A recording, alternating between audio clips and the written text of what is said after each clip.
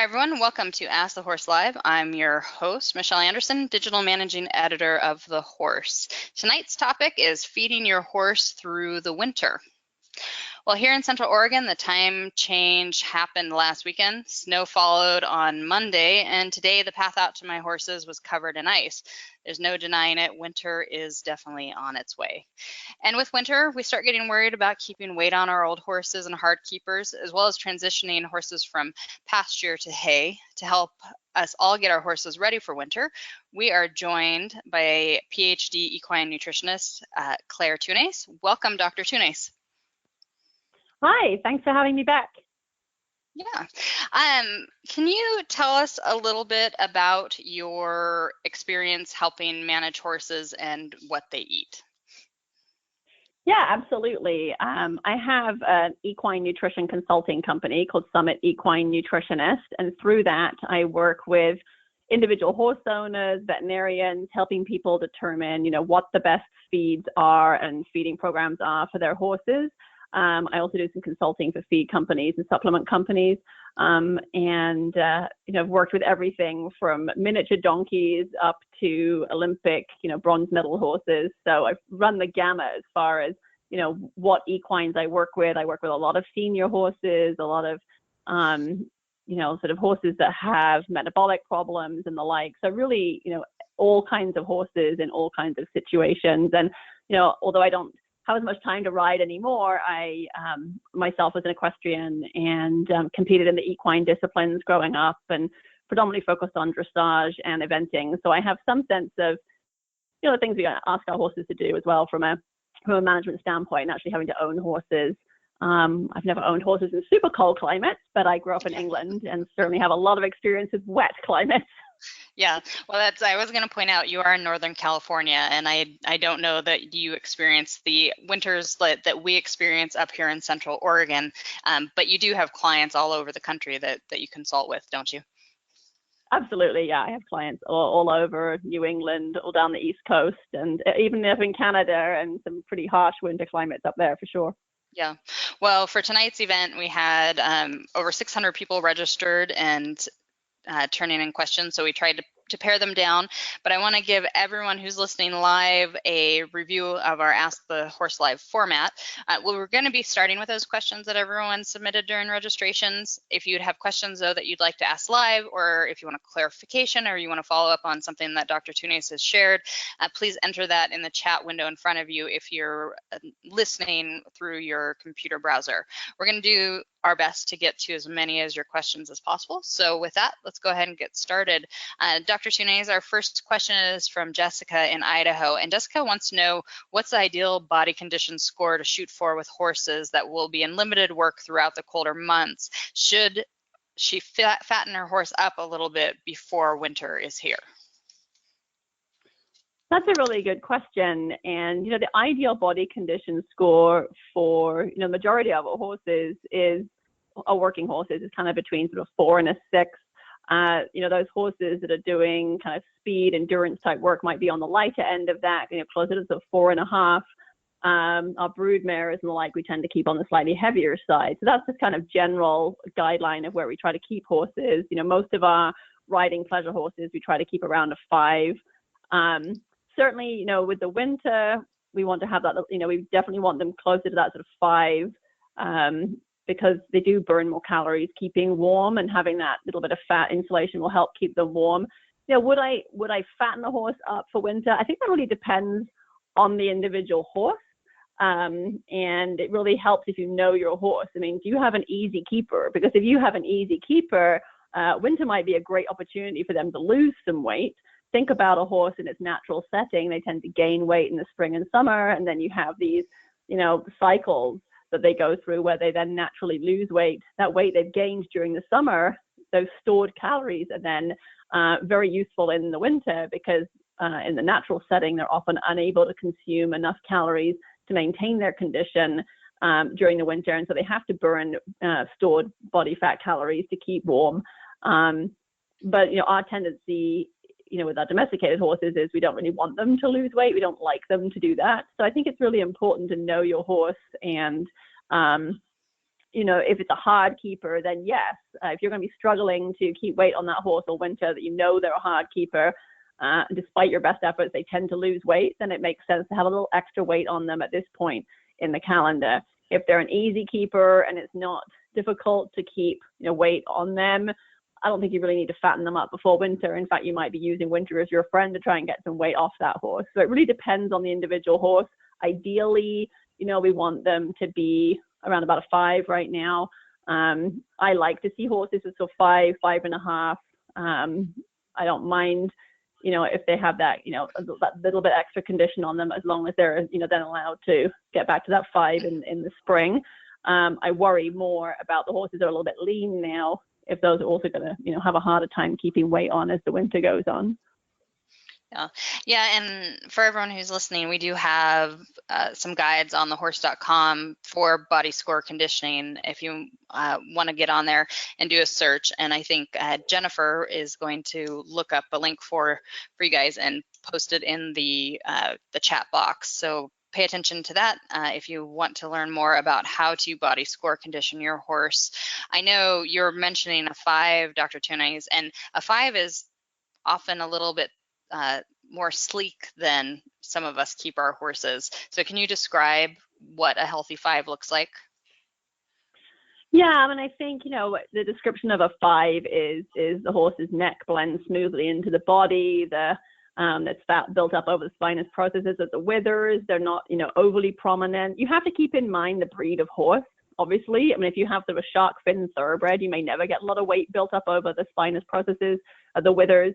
The big thing that everybody always focuses on is ribs, right? People, you see ribs and everyone's like, oh my gosh, this horse is really thin if you can see ribs, which I caution people not to be too obsessed with ribs. You have to really look at the whole horse. But having said that, a 5, you cannot see ribs, but they are easily felt.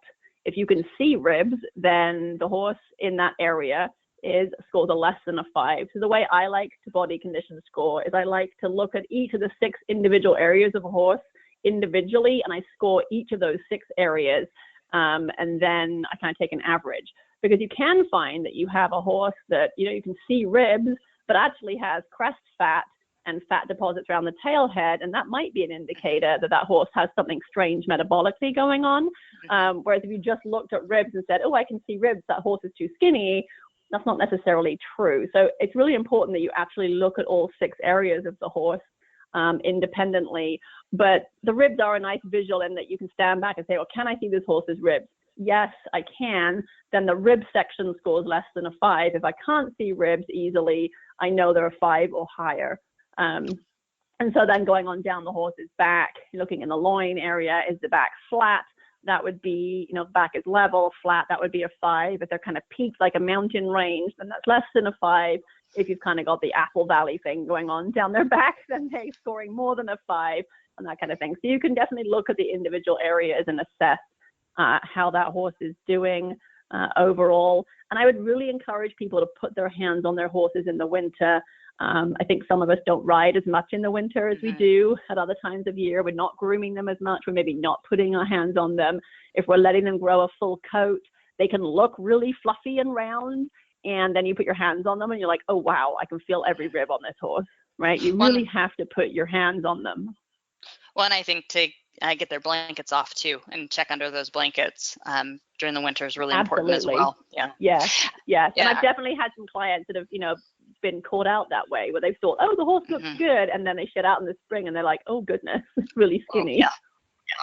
So our next question is from Melissa in Alberta, Canada, and it's a nice follow-up to the body score question. And Melissa is wondering what other key indicators for nutritional health are besides body condition scoring. So how can we look at our horses during the winter and know that they are getting the nutrition they need to be healthy? Yeah, I think some of that just comes with, the overall demeanor and picture that your horse presents, right? So you body condition score them, you're happy with where that is. Then you stand back and you look at that horse and you say, what's the coat condition like? Even a winter coat should still have that sort of slick feel to it, and shouldn't be starey or dull. What's their hoof condition like? Are their hooves holding up? Oftentimes in the winter, horses are exposed in less than ideal conditions for hoof health. So some of that may just be the conditions, but certainly a horse that is on a lower plane of nutrition, their hoof health is not going to be as good. Their feet are not going to be as strong, and they're not going to be able to withstand the demands of the wet, damp climate that perhaps they're in the winter, as well as a horse that, all of its vitamin mineral needs are being met, for example. Are they generally bright? Do they have bright demeanor? Do they have bright eyes? Do they look, happy to see you? Are they, personality-wise, or are they just kind of dull and just sort of, not looking that interested in life? Are you able to, if you're working your horse, is he still able to do the work of him that you're requesting of him? Right? Is he now burning those calories that were previously being used to do the work you were asking of? Are those calories now going to keep him warm? In which case, maybe he doesn't have what he needs to actually be able to do the work you're asking of him if your horse is in work. And then the other thing I think is important is to keep an eye on manure and make sure that your horse is passing, well-formed manure. I would rather see manure piles that are a little soft, especially in the winter, than, really hard fecal balls, but that's a really important, we tend to think a lot about feed, but water intake is vital in the winter. And looking at manure and how well, the kind of form of the fecal balls can really be an indicator of whether your horse is consuming enough water or not. You mentioned body score on horses that might have some metabolic issues, might look a little different than our healthy horses. And we have a follow-up question from Cheryl in our live audience who wants to know about balancing the nutritional needs of those easy keepers or maybe our metabolic horses with extreme cold. She's talking about temperatures down to -20 Fahrenheit. How do you make sure your horse is getting the forage they need to stay warm, and then also the nutrition they need from that feed, as well as then not blimping out eating all day? Right, and that's a challenge, and hopefully, in the act of keeping warm, you have a little bit more room to play there as far as, being able to feed them a little more without them blimping out. I mean, I think if your horse is getting fat and it's still in negative temperatures, then you really have an easy keeper, and you can still feed to condition and monitor that intake, but certainly as temperatures drop, their calorie requirements do go up. And a fat horse is not going to feel the cold as quickly as a horse that's not fat. Fat is very insulating. So you may not need to increase your hay rations as quickly if you're dealing with, overweight horses than you will if your horses are underweight. So when we're talking about forage to help keep our horses warm, and especially for those of us who may choose not to blanket our horses, how does that forage keep them warm throughout the cold temperatures? Yeah, that's a really good question. And so to understand that, you have to understand a little bit about, equine digestive physiology and anatomy. So the forage component of the horse's ration, a good amount of that is made up with what we call structural carbohydrates. These are carbohydrates such as cellulose, hemicellulose, lignin, and from the plant's perspective, they help that plant actually stand up, and they give give the plant structure.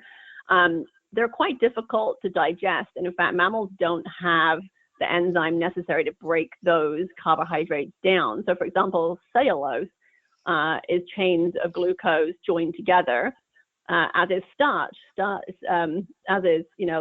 Starch is also chains of glucose joined together. But the interesting difference is the bonds that hold them together. In cellulose, they're what we call beta-1,4 bonds. So if anyone's having flashbacks to high school organic chemistry, you might remember alpha and beta bonds. Well, in starches, those glucose units are held together by alpha-1,4 bonds, and mammals have the enzyme to break those bonds. So that's why we can all eat, potatoes and pasta and starch, and your horse can digest the starch in oats. But when you have those glucose units held together by beta-1,4 bonds making cellulose, well, we don't have the enzymes to do that. But the microbes that live in the horse's hindgut do. And so we have the horses have this symbiotic relationship with those microbes in their hindgut, and those microbes break those bonds apart and release the units and they use in them carbohydrate themselves. But it's not a very efficient process. So in the process of doing that, it's a fermentation process. And any of you that have ever baked bread and used yeast or whatever, that you have there's heat involved, and it's not a very efficient process. And so you get heat generated. And so you're actually, when you feed a lot of forage to your horse, generating internal heat in their hindgut. So you're really stoking this little internal fire, for want of a better expression, in their hindgut, which helps keep them warm. So that's why it's really beneficial to go to forage when the weather gets cold. It's better to do that than it is to go to more grain. So it's not necessarily just about calories during the winter. Right. I mean, so there's definitely the calorie component, but you want to start off by trying to get those calories in them through forage, because not only when you increase your hay intake, not only are you increasing calorie intake, you're also generating more heat production during the digestion of that hay. If you have a super hard keeper and you feed lots of hay and your horse is still losing weight, well, now we need to get more calories in that horse, probably from sources that are not forage based. We have a question from Donald in New Brunswick, and Donald wants to know about feeding horses from large round bales on the ground. Is this a good idea? No, not really. I'll be totally honest. Partly because it's a huge waste, a huge amount of waste. So it's interesting. University of Minnesota actually did a study feeding round bales on the ground versus putting round bales in feeders. And I don't know, can you guess what the percentage waste was when they put them on the ground versus in a feeder? I don't know. A lot. 60%. 60%. Wow. Waste. Yeah. When you just put it on the ground, versus only 5% that was wasted when it was in a feeder.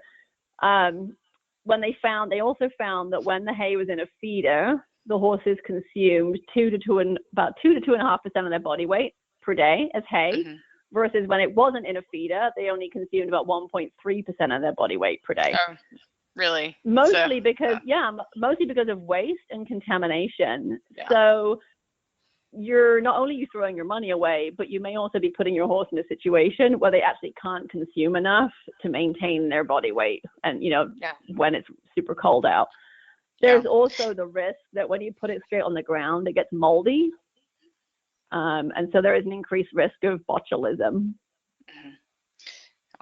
And that's because I have fed my horses from large bales in the past. I've tried it out, and they just kind of wallow in it. They're swimming in their hay. They sleep in it and they eat in it while they're laying. They're down in the hay and they're eating it, and they pee on it and they trample it. But but they do seem to like. I think everybody. All day. Absolutely. I mean, free feeding hay is great in cold weather. But I also think you probably, a lot of us have probably seen that picture that goes around the internet of the minis basically burrowed inside the round bale that makes its way around social media every now and again.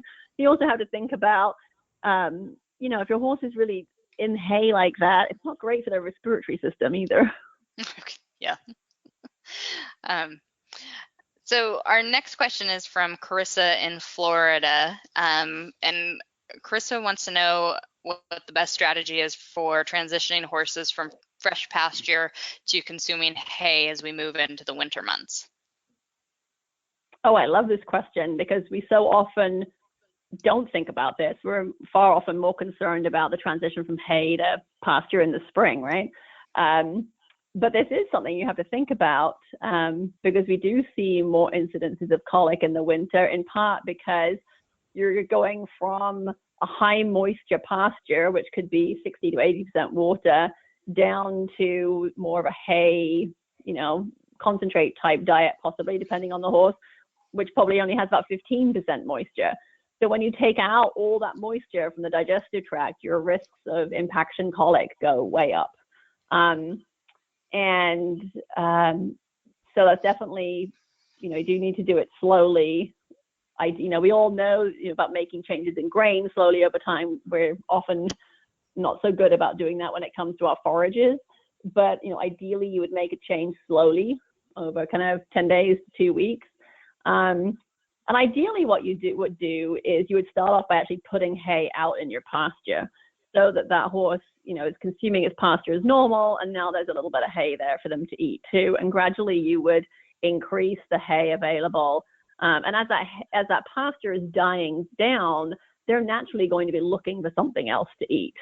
And I think those of us that have kept horses on pasture know that, when the pasture is good, you can show up and they don't even really, take much notice of you. When the quality of the pasture starts to drop, sometimes they're standing at the gate waiting for you, right?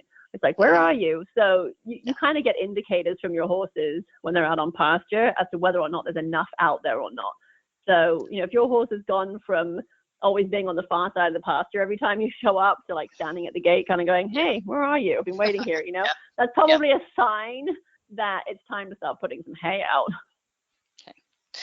We have a follow-up question from the live audience about large round bales. It's from Rachel, and she wants to know if it's okay to then put a large bale in a large hay feeder, and not the net kind, but the metal feeders that are designed for round bales. Do you have any suggestions or thoughts on that? I think that's fine. You need to make sure that whatever feeder you're using is designed for horses. Some of those metal feeders are designed for cattle, and their head anatomy is different. And it's possible that a horse's head, being different shaped, could get stuck. It's possible that a horse could get their leg in it, different than perhaps a cow might. So it's really important that if there are a multitude of different types of feeders out there, like metal feeders and plastic feeders and the like, make sure whichever one you pick is actually been designed for horses. And in an ideal world, like super ideal world, you'd have some kind of cover over it too, so that if it's out there for, a few days and it starts raining, your bale isn't going to get wet, right? So ideally you have it under cover. But, just something as simple as having it on gravel, having the bale on gravel is better than having it on dirt. So you don't always have to go to great expense buying a fancy feeder. You just have to kind of think about, can I make some kind of raised platform? For example, railroad ties are great, right? So railroad ties, and then backfill the area like with gravel. And then then the horses have to step up out of the mud to stand on the gravel to eat. And that act of stepping up over the railroad tie, they seem to leave the mud behind when they do that. And you can use that in all sorts of areas. You can use that for water troughs. We used to do that a lot at home where it was very wet. You mentioned earlier in reference to the round bales, botulism being a problem. And I know we've done Ask the Horse Lives on botulism and have several articles online as well. And I know that one recommendation that vets often make is to actually go through the hay. And that's one of the challenges with the big bales, is that if you have dead rodents, which are often a source of botulism, they can be processed into the bale during when the field's being hayed, and then you don't know they're there unless you are going through the hay. So I think that that's important too for people to do if you are doing the large bales, and I've definitely done it, tried it at different years, and trying to make my life easier so I don't have to go out and feed quite so much. But I haven't found the perfect solution. So Dr. Toonies, if you have a suggestion, the perfect solution for keeping hay in front of your horses all winter. Especially even just the netted smaller bales. I mean, I think, you raise a really good point. And I think that's something that, if you're going to do big bales, it probably really pays to know the grower and have a good relationship with them, right? And have that sense, that's a peace of mind that they've made really clean hay, and they kind of know what they're doing when they make hay, so you don't get those nasty surprises so much. So that's some of it as well. So our next question is from Allison in Washington, and she wants to know, if I blanket my horse, can I feed him less during the winter? So does blanketing offset feed costs during the winter? It certainly helps. Horses don't have to work so hard to keep warm, right, when you blanket them. So those calories that would be, used to keep warm, are not being used for that. So you may find that, you don't have to feed as much. But, there are some, so that's the pro. And that can certainly be a benefit if you have a hard keeper, if you have a senior horse. Some young horses don't do particularly well in cold weather. Young horses are a little more temperature sensitive. Senior horses are a little more temperature sensitive. Horses that are underweight. So these are all horses that could benefit from, a certain level of blanketing. And obviously clipped horses as well. There's a lot of information out there now about, what horses should be blanketed, what horses shouldn't be blanketed, and weights of blankets to put on at different temperatures and the like. There's a lot more out there than, I think back to when we were blanketing a lot when I was a kid, and I'm like, oh, we were doing it all wrong. As far as, probably putting on far too many blankets than we should have been. But I don't want people to think, oh, I can just blanket my horse and know how to feed it as much. And there's a lot of health benefits to being able to keep, more hay in front of your horse. Remember, they're designed to graze, right? They graze sort of 16 hours or so a day in their natural setting. So winter can be one of those few times where we can actually indulge them and let them do that. And that's certainly, better for digestive health in the long run, and better for your horse's mental health to be able to, be consuming hay for longer periods in the day. So I would keep blankets for those horses that, you're already doing that. You're feeding as much forage as you can. You're doing all these things and you're still struggling to keep weight on, or you've, fully clipped your horse or what have you, that is actually, a necessity to put a blanket on that horse, not necessarily because you're just wanting to save, having to feed them so much. Our next question is from Louise in Clayton, Washington. And Louise asks, if she feeds 20 pounds of hay a day during the summer, is there a formula for how much I should feed my horse during the winter when it gets below 0 degrees Fahrenheit? Yes, there is actually. So if you are able to maintain your horse, that ideal body condition at about 20 pounds of hay a day, there is actually a couple of things, but roughly speaking, for every sort of like 5-degree drop in temperature below the horse's lower critical temperature, you want to add an additional megacalorie per day. And a megacalorie is about a pound of grass hay.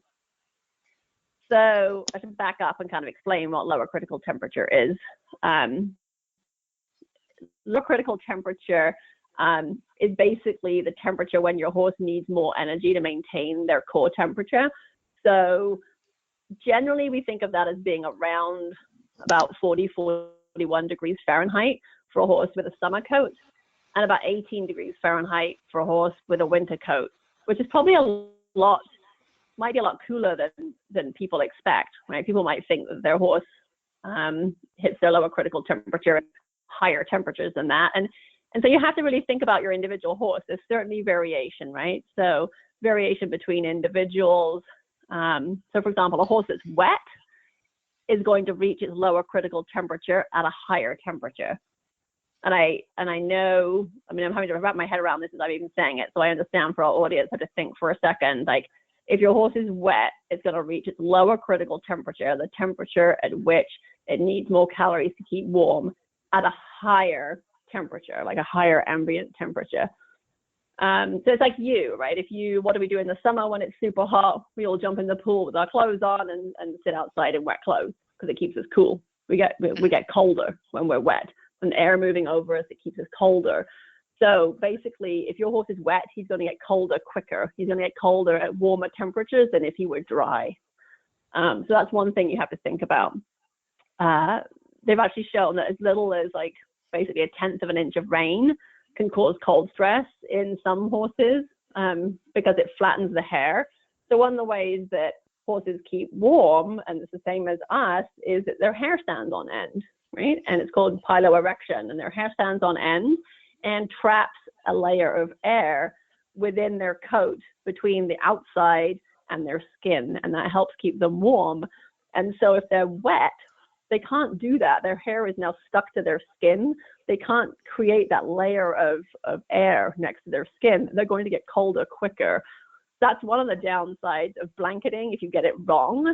If you have the wrong weight blanket on, you've now flattened their coat with a blanket, and you've actually taken away their ability to keep themselves warm. So if if it's super cold and you put a lightweight blanket on a horse, he might actually have been better off without that blanket, because he would have been able to actually keep himself warmer with his own coat, because he would be able to make his hair stand up on end, which now he can't do because he's wearing a sheet or whatever. So you need to pay attention to not just the temperature for the day, but when you go to weather sites online, you'll often see the weather, and you'll also see the feels like temperature, right? So feels like takes into account things like wind chill. So that's another thing that will make horses feel colder, right? Like we all feel colder. A 10-degree day when it's dry and still feels different than a 10-degree day when it's windy.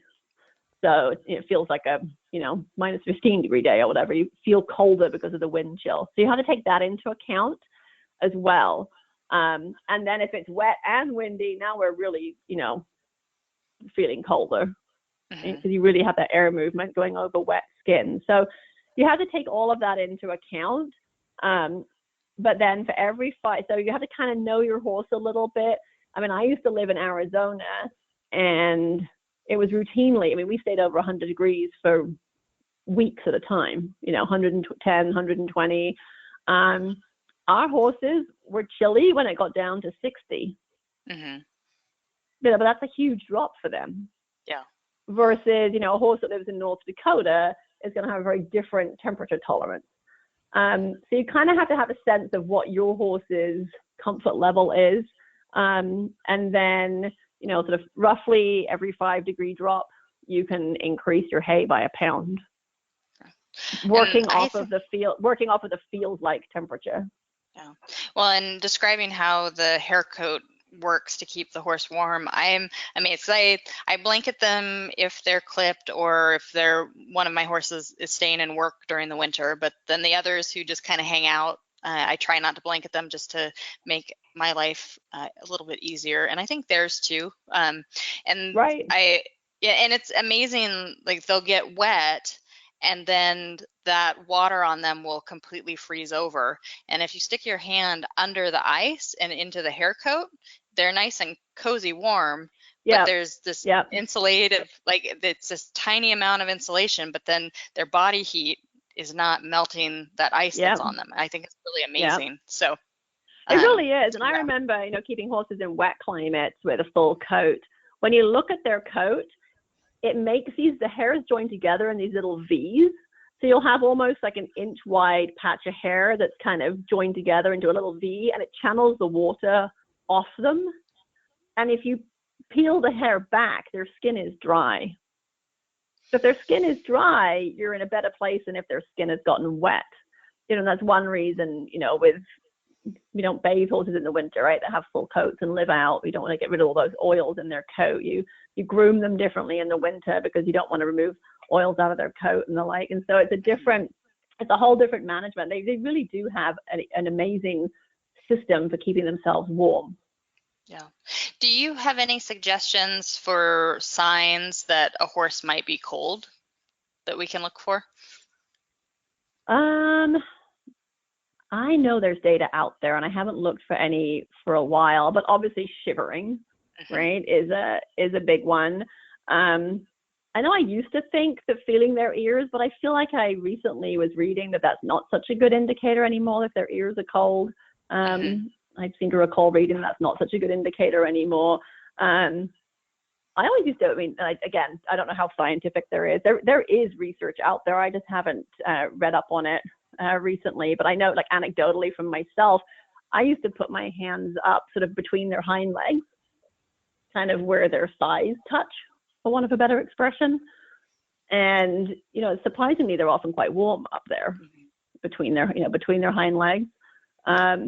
And horses, I've had horses that are cold and shivering and they don't feel warm there. But there's definitely information out there. I would encourage people to look online. Some of the extension sites probably have information on that as well. I feel like there's definitely been some work done on that. Well, and we do have a resource on thehorse.com. It's how can I tell if my horse is cold?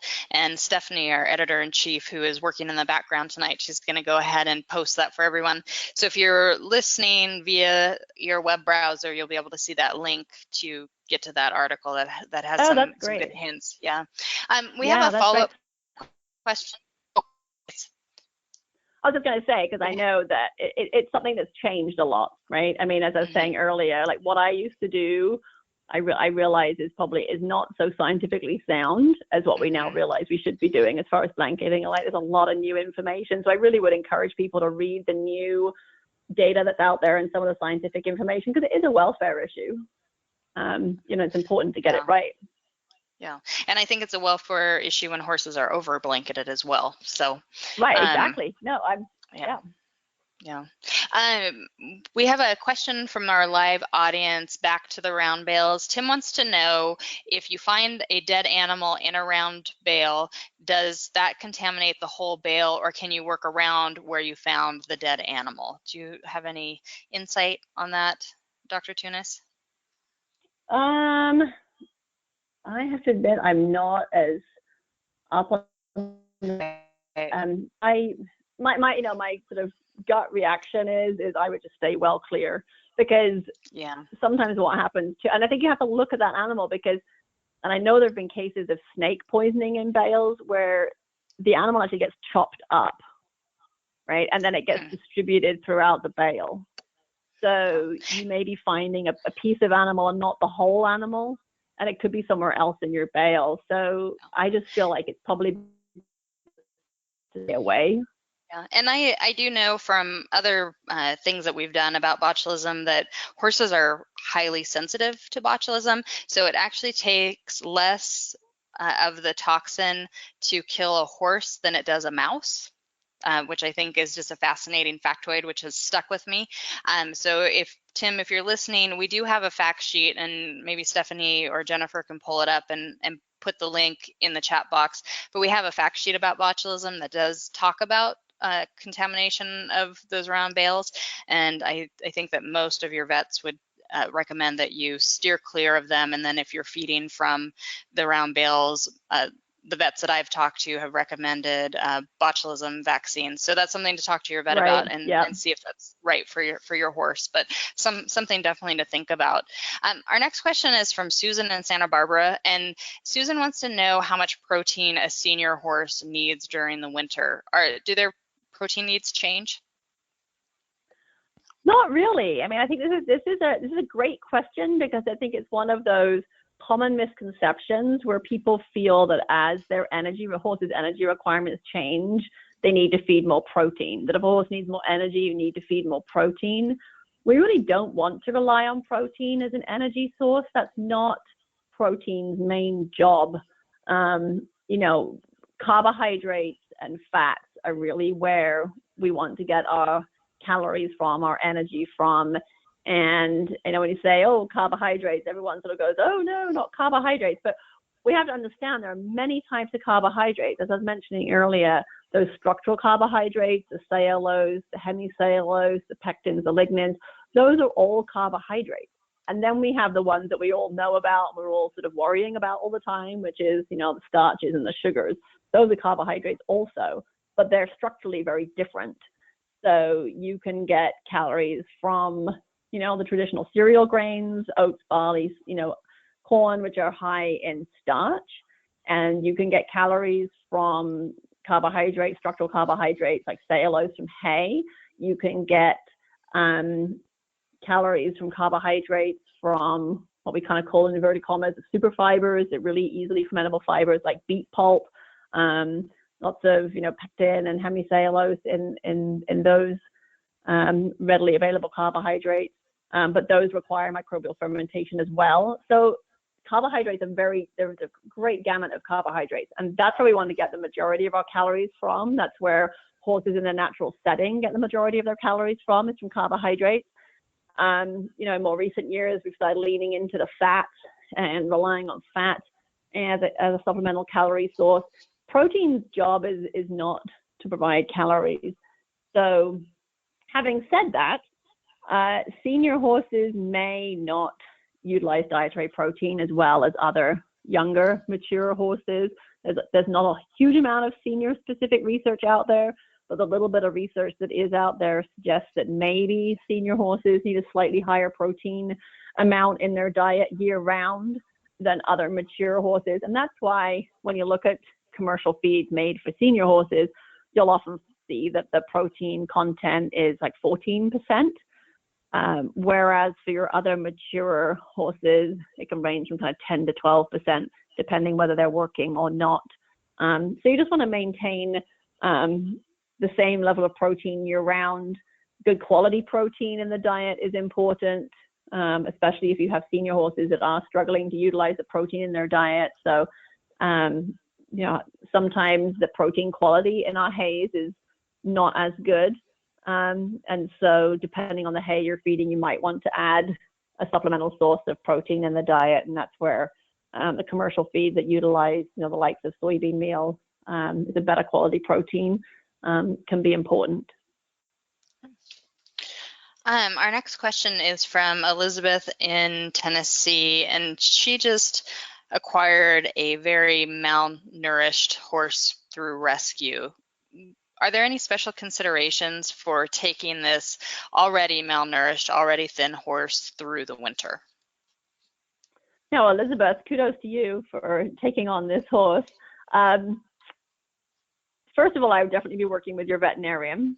I want to know, is it just malnourished, or are we talking like actually emaciated? If the horse is really emaciated, you need to have that horse in a very careful refeeding program and work with your veterinarian on that, because you can actually kill a horse refeeding an emaciated horse if you're not careful. And it's very tempting to kind of get carried away and feed them too much. And, their organ systems, if they've been really emaciated and not, they've sort of shut down to a certain extent, and they're not ready to handle an abundant diet yet. So even though the temptation may be to put a lot of feed in front of them, if you do that, you can actually kill them with something called sort of refeeding syndrome. So it's really important to really determine with your veterinarian, are you really looking about an emaciated horse, or are we just talking a horse that's malnourished and poor? So again, working with your veterinarian, I think you need to determine whether it's a good time to do teeth and check teeth. Is it a good time to deworm? Again, horses that are really neglected, it may not be safe to deworm them. So again, please don't deworm them without consulting with your veterinarian, because some of these rescue horses have extremely heavy worm burdens, and deworming them needs to be done very carefully. And again, while they may need their teeth done, they may not yet be healthy enough to be put under sedation to get their teeth done. So it's a kind of a tricky space you're in. So ideally, those things have been done, because obviously if your horse has poor teeth and a worm burden, they're not going to thrive as well as they will if you get those things taken care of. But you may not be able to do that just yet. If your veterinarian, looks in their mouth and says, oh yes, actually, look, they've got teeth issues, but we can't treat those yet, then you're going to be looking at, maybe using hay pellets and the like to, for their forage instead of hay, until you can get to a point where you can work on those teeth. This is where blanketing can be very useful, right? If you have a horse that's thin and really doesn't have any body fat, they're not going to be able to regulate their temperature and keep themselves warm. So that blanketing may really help. We want those calories to go into body weight gain, not into keeping them warm. So you can certainly help by blanketing a horse like that. Again, you have to be a little bit careful if they're super, super thin. Blankets can rub really easily on horses that have really pronounced, shoulders and hips and the like. So make sure you're taking those blankets off and checking for rubs and stuff on if you've got a super thin horse. And then beyond that, just, plenty of good quality forage, and working in conjunction with your veterinarian, determining whether or not you need to have supplemental calories in there. You can use things like soaked beet pulp is very useful for horses that are underweight. You can feed up to about 40% of the daily forage intake as beet pulp. And one of the reasons why beet pulp is great for the harder keepers and the underweight horses is the calorie content per pound of beet pulp is higher than in hay. So most grass hays run about, somewhere between zero point 0.8 megacalories per pound and 1 megacalorie per pound for really good quality grass hay. Your beet pulp's going to be more like 1.3 megacalories per pound, maybe a little higher. And so pound for pound, there's more calories in a pound of beet pulp than a pound of grass hay. And yet it is, the carbohydrates in beet pulp, even though it's called sugar beet pulp, there's no sugar in it unless it's had molasses added to it. There's very little sugar in beet pulp because they've taken the sugar out. The beet pulp is what's left after the sugar's been extracted. So it's actually a very low starch, low sugar feed with a higher calorie content than grass hay that relies on microbial fermentation in the hindgut. So it's actually a very safe feed to feed and can be really useful for the underweight horses, whatever the reason for them being underweight is. We have a question from our live audience. Frank wants to talk about hay soaking. So can soaking hay in the winter help your horse get the amount of water that it needs or help keep it hydrated in addition to its regular water source? Yeah, absolutely. Any way you can get water into horses in the winter is a good thing. So, soaking hay, feeding soaked beet pulp, making a mash out of your regular grain if you're feeding, some kind of supplemental feed. When I say grain, I'm using that very loosely, that term. But adding water to their bucket feed. Any way you can get water into them in the winter is great. Okay. Do you have any advice for hay soaking? Because I know it actually changes the hay if you soak it, and you may not want to actually give the water that the hay was soaked in to the horse. What can you share? Yeah, that's true.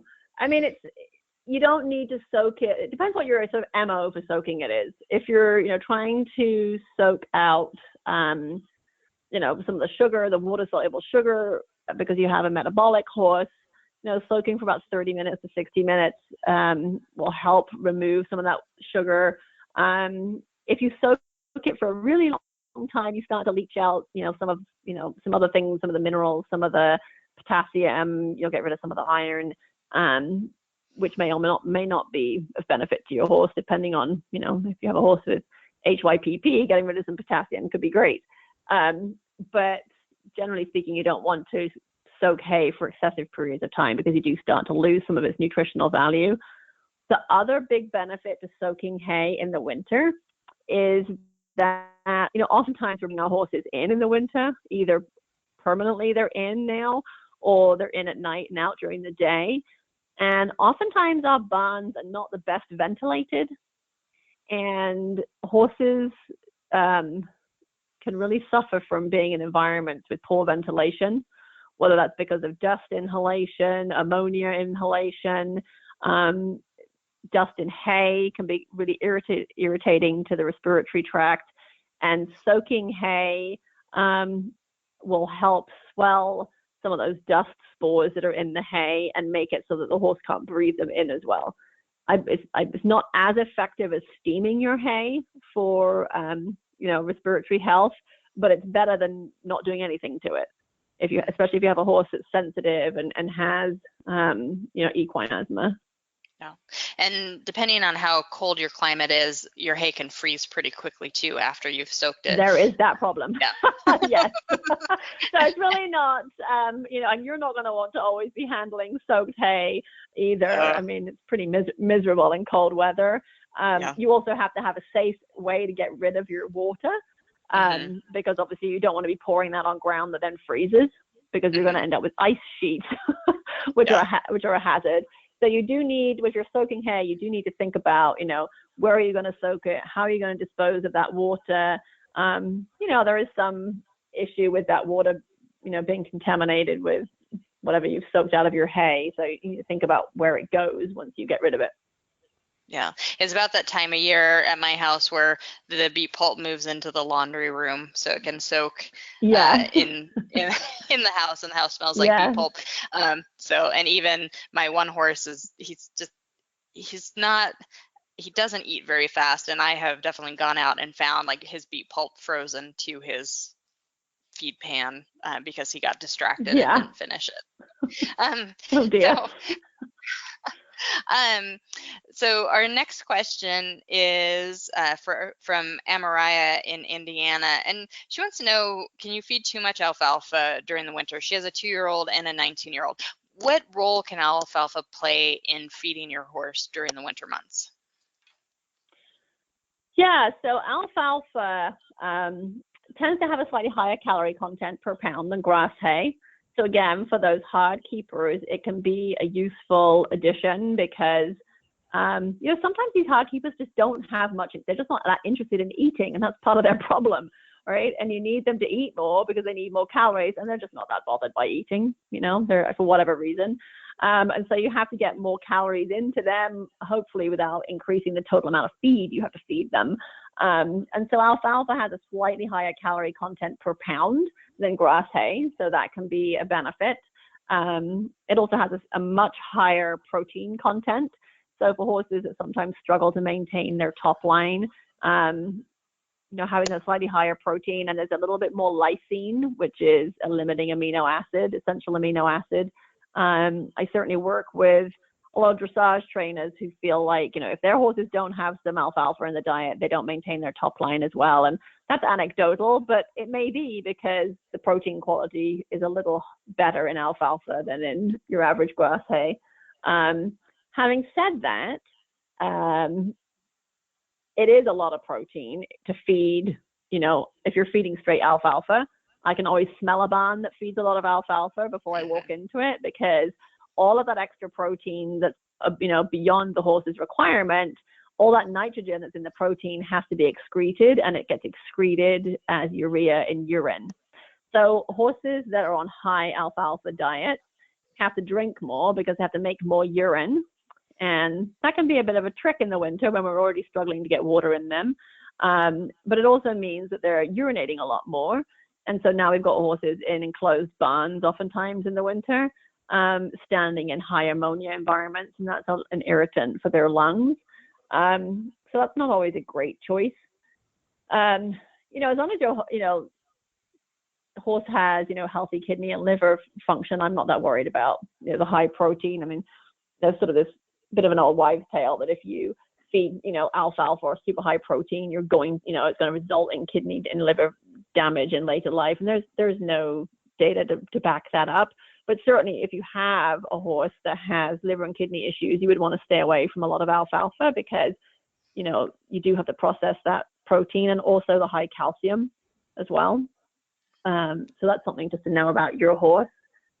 And then, with a 2-year-old, younger horses, certainly out on the West Coast, and it depends where your alfalfa comes from. Our alfalfa on the West Coast tends to be very high calcium. It's not unusual for our calcium to phosphorus ratio to be about 6 times, even sometimes higher, 6 times more calcium than phosphorus. And that can be a challenge to then balance that and get that down into that ideal kind of 1.5 to 2 times more calcium than phosphorus in the ration. Obviously, I like having more. It's much better to have more calcium than phosphorus. I would rather have 6-to-1 calcium phosphorus ratio than the other way around, and more phosphorus than calcium for bone health. But my personal preference is to kind of keep the alfalfa intake at around 25 to 30% of the horse's total forage. I feel like you get the best of the alfalfa without all of the, the issues of, hugely excessive protein. We have a question from our live audience.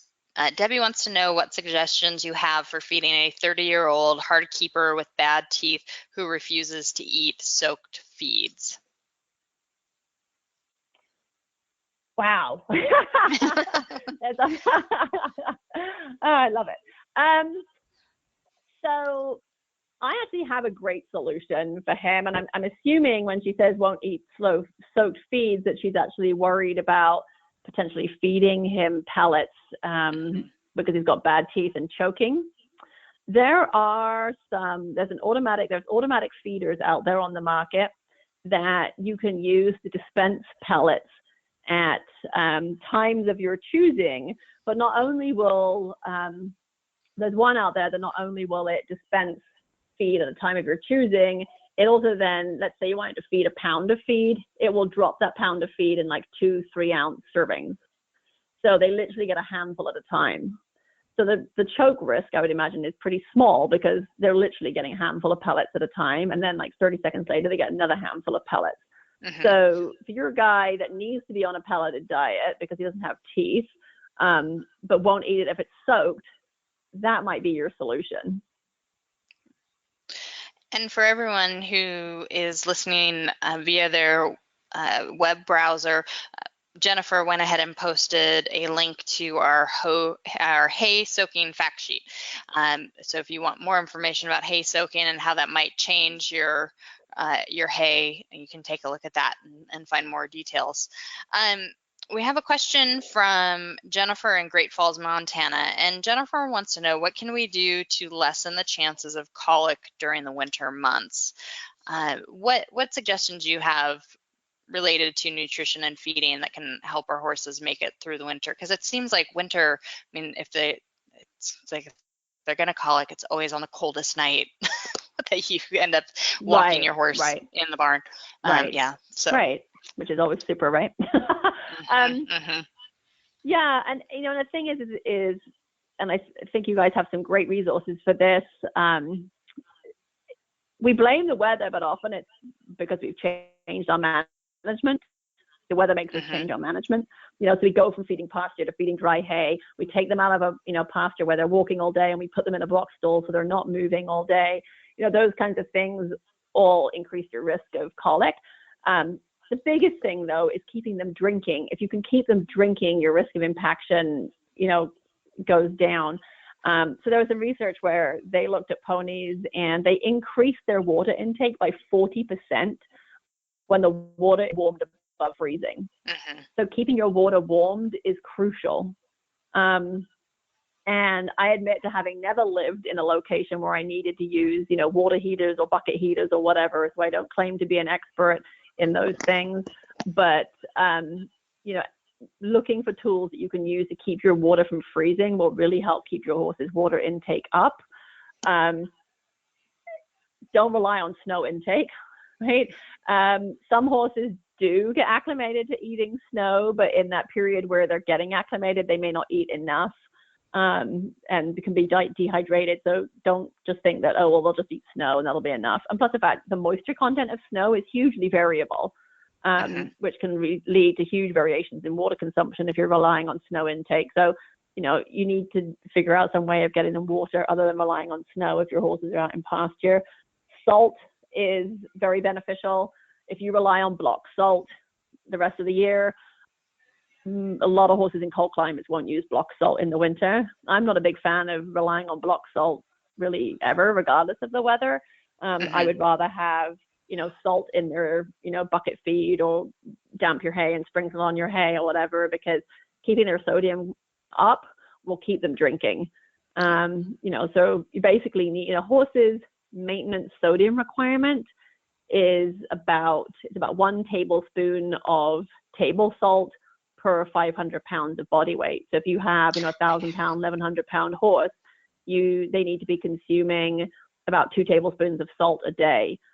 Yes, some commercial feeds have salt in them. Yes, there's sodium in hay, but if you don't know how much hay your horse is eating, or you don't know the sodium content of your hay, and I've seen it be markedly variable. Some hays have good sodium content, some have hardly any. So for me, it's just that peace of mind of knowing that I'm giving you your minimum daily requirement. I'm not relying on you going and licking a block. I'm going to give it to you. I'm also going to give you a block so that if you decide you want more, you can go find it if you want. But for me, it's some of the cheapest colic insurance you can have. So if your horse won't eat salt, because there are some out there, you can use a good electrolyte. I generally use electrolytes for sweat replacement when they're working in addition to their salt. But there are those horses that won't eat salt, and that little bit of electrolyte, maybe a little bit of tastes a little different, they will eat it. If that still won't work, pour a little bit of oil over your salt or electrolyte. It coats it and it gets rid of the caustic taste, and they won't taste it as much, and they'll more readily consume it. Okay.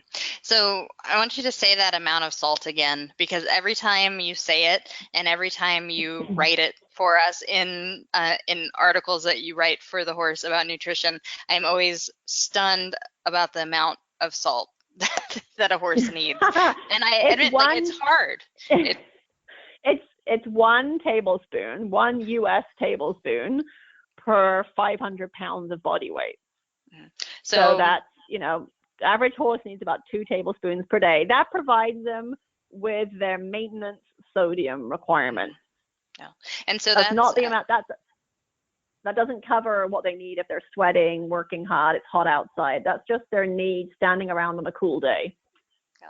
And so that's 1/8 of a cup for a 1,000-pound horse a day. Oh golly, you're asking me to convert 2 tablespoons to yeah. cups? I bake. I'm positive it's 2 okay, tablespoons. Good. So it's just, it I always really struggle. it really does astound me that, and I added a little bit, but I have a hard time putting that much in. If your horse isn't getting loose salt, should you transition them to that slowly? Is that a lot of salt to throw at them at one time? Yeah, absolutely. It would be like you suddenly throwing, a whole bunch of salt in your dinner. So yes, a little bit, work up to it like everything else, slow and gradual over a few days.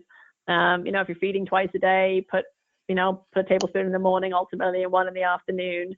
And you have to kind of play around with what your horse will consume. But I like that peace of mind of knowing that I have at least some in their bucket feed. Okay. Well, we have run out of time. It's already been an hour, so that's all the questions we can get to, but there's lots of great questions, and I know that some of you who are listening have submitted questions. I am going to share those with Dr. Tunis, and she writes a commentary every Monday on the horse, and it's included in our nutrition newsletter. If you want to sign up to get that nutrition newsletter, you can read something written by Dr. Tunis every week, and I'm going to go ahead and send her some of these questions so that we can cover them this winter, because I think there's some other points we didn't get to, some fat questions that are really great, and so I know I have lots for you to work on, Dr. Tunis. So great. Now we love getting questions, so please do send us your questions all year round. Yep, all year round, every week.